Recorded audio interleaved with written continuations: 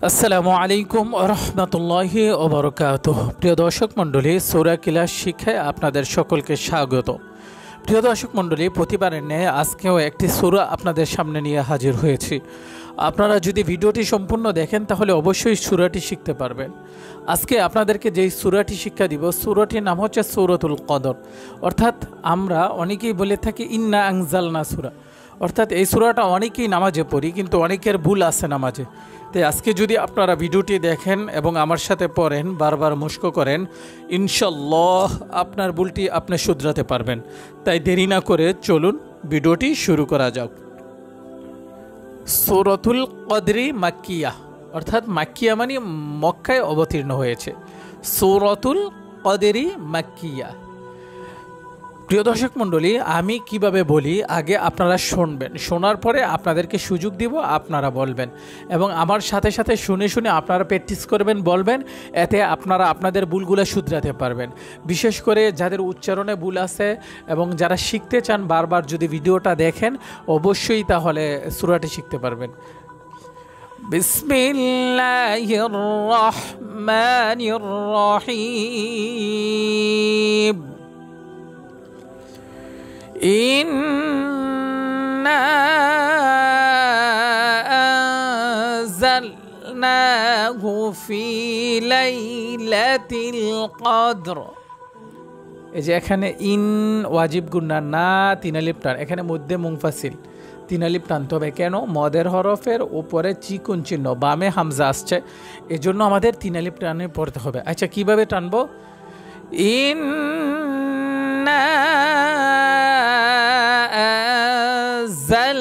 أنزلناه في ليلة القدر।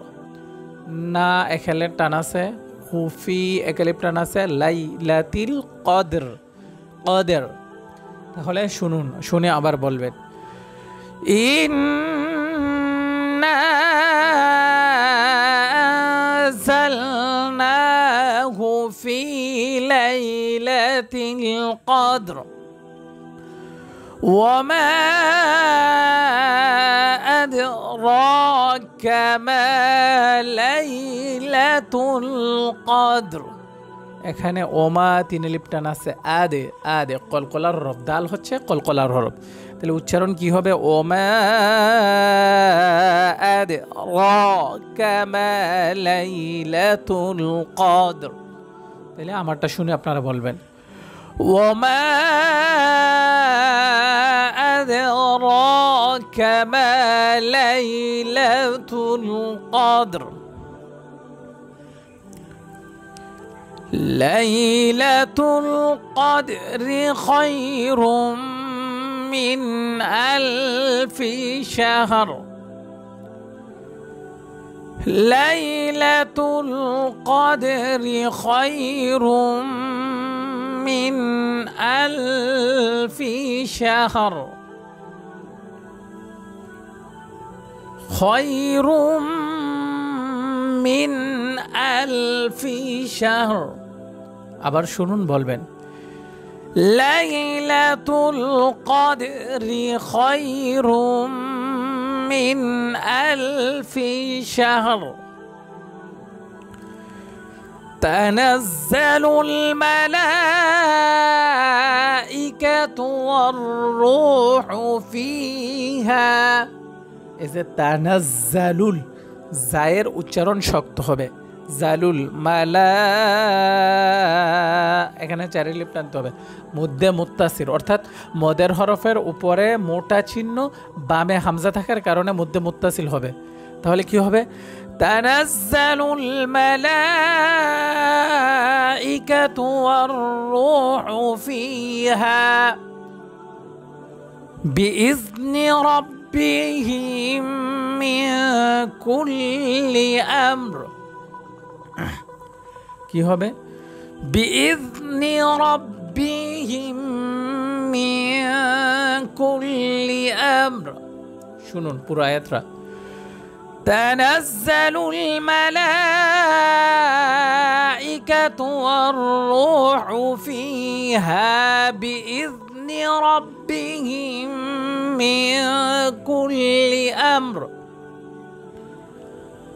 মিন কুল্লি আমরিন সালাম, এখানে সালাম হবে, অনেকে সালামুন পড়ে, এটা ভুল। সালাম, সালামুন হিয়া হাত্তা মাতলাইল ফাজর। উচ্চারণ কি হবে? ফাজর, ফাজর। এখন পুরো সূরাটা আমি দূরে দূরে বলবো, আপনারা আমারটা শুনে শুনে বলবেন। বিসমিল্লাহির রহমানির রহিম। ইন্না আনজালনাহু ফি লাইলাতিল কদর। সবাই বলুন। ওয়ামা আদরাকা মা লাইলাতুল কদর। সবাই বলুন। লাইলাতুল কদরি খায়রুম মিন আলফি শাহর। সবাই বলুন।